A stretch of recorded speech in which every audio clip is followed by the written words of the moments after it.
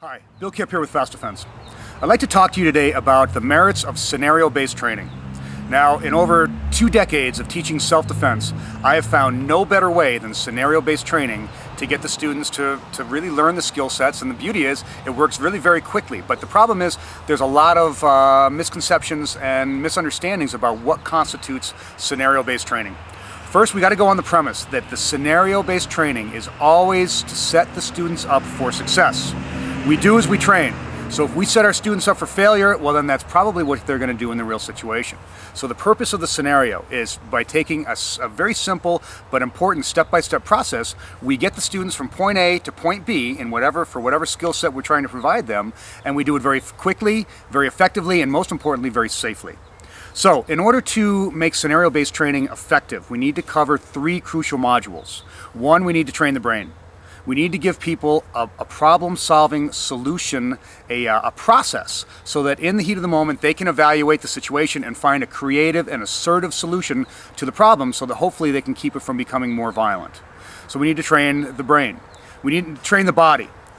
People who watch videos and reading books, yeah, it's okay, but it is not proven substantially effective for them to translate those skills into the real world when they need it under duress. So we need to train the body, they need to physically do the skills, and then finally we need to train the emotions.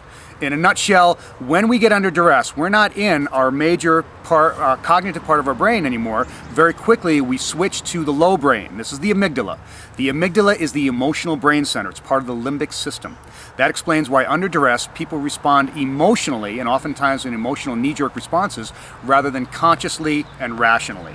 So we need to, through a step-by-step process, and we use NLP, we use Olympic coaching techniques, biofeedback. There's a number of skills of technologies that we use in Fast Defense to get the students through the scenario very effectively, but to get them into that emotional part of the brain, and then while they're in that, then we literally condition positive action modes so that they're not going to do an emotional knee-jerk response. To the contrary, they're going to have very effective action modes, and it's shown time and time again to be very, very effective. Another misconception around scenario-based training is that it's creating realism. We are not recreating realism necessarily. The scenario is set up for a specific outcome, and then the purpose of the scenario is to get the student through that scenario and to have a positive response. Then you can build on those positive reactions. So you want to start off with baby steps, give them a very easy skill set, and then build on that, and before you know it, you've got a very effective scenario training. Heard from one fella who showed up to training with cuts all over his arm, and he was so excited because he did scenario training against an armed assailant with a knife, and he apparently did okay, but he got cut up in the process. That is not the idea. The idea is that we can safely create scenarios so that the students are set up for success from the get-go, so that if they ever need those skill sets, they will have them in the real situation. So hope this gives a little bit of clarity. Scenario-based training, it's amazing. I mean, it literally can work miracles.